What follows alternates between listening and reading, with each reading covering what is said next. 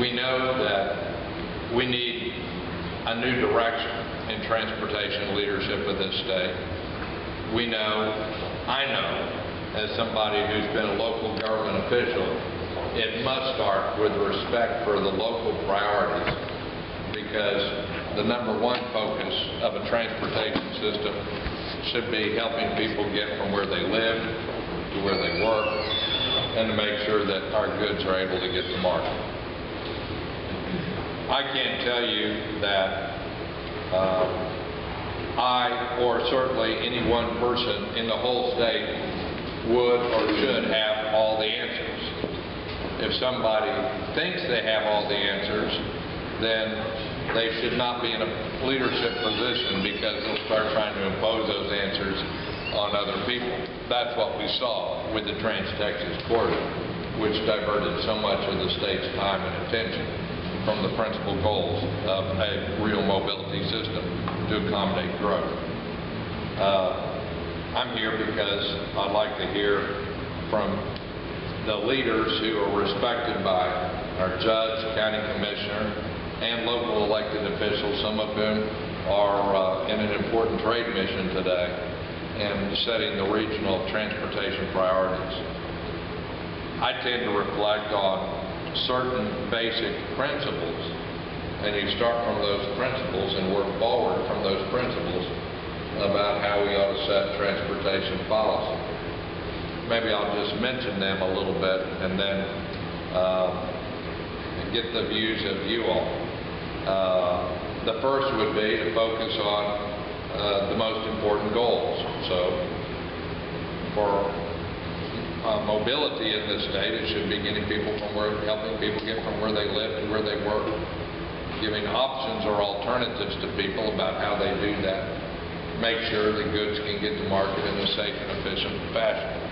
If you start from those principles and work backwards, then you start rejecting certain alternatives, because you got to set priorities, you know, such as the Trans-Texas Corridor, which had other objectives and basically commercial objectives in mind.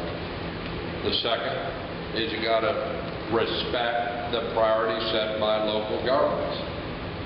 And examples of that would be, wouldn't it be great if we had more direct grants to regional mobility organizations, or in some case counties, who would be the project managers on timetables that could be relied upon, rather than the situation that we have going on today in this state,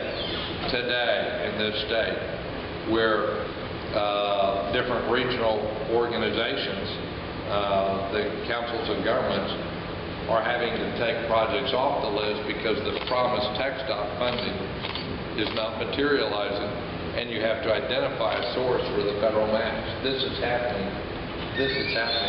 today in different regional government areas of government throughout the state.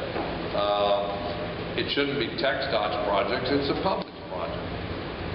And those in the best position to deliver it ought to be able to deliver it. That may mean the difference in the way that TxDOT is structured. Some of it may be more like a grant-making organization where there's local capacity and less doing it in-house, including the design in TxDOT. Third, TxDOT should be transparent and should be accountable and should be responsive. The first thing you do is you end the authority for the legislative authority for the Trans-Texas Corridor. If you go on their website, you can still click on the link for the Trans-Texas Corridor. At least you could 2 weeks ago, and that will serve as a distraction, a reminder of the rampant conflict of interest that occurred when you had people who were making hundreds of thousands of dollars promoting the project. Well, I could get more blunt and direct from that, but that were directly involved in positions of senior responsibility in the state government, including chief of staff of the governor of the state of Texas. Then the next point, we need to release this audit of TxDOT to follow up. We all ought to be able to follow the schedule of TxDOT projects, when they when the contract inception date is, when the contractor is given when the bid date is, when funds will be dispersed, what the percentage of completion is on each project. That ought to be all clear and transparent on their website. And that way, if there's a $1.1 billion error, which throws a monkey wrench in everybody's budget, you won't be able to hide it. There was about an 8-month delay before people should have known about it, before the public knew about it, which threw off a lot of budgets. We ought to have improved advocacy, and we all ought to work together for advocacy for competitive federal funds. The role of the governor should be to have a unified business leadership and congressional delegation, bipartisan, with a set of priorities we fight for our state. I think it's ridiculous that federal authorities would say that Texas had not gotten its act together, and in fact now acknowledged by TxDOT on high-speed rail. I'm not saying that I know the answer whether they're on high-speed rail and who should be first and where the funds should come from, but I do know this, that taxes that each of us as citizens pay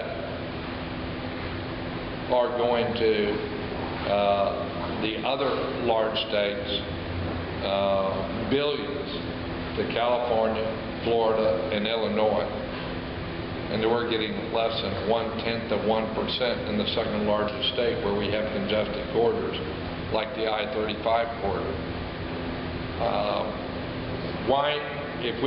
If you take a look at the vigor with which they pursued the private interests of the Trans-Texas corridor and took any of that energy and put it into getting federal funds, which are already paid by taxpayers, so that we can deploy them in the local community, we would be much better off. So those are some of our basic principles that I would follow, and of course it means that respecting voters, including local voters, and giving people the options that they want and need within our major metropolitan areas.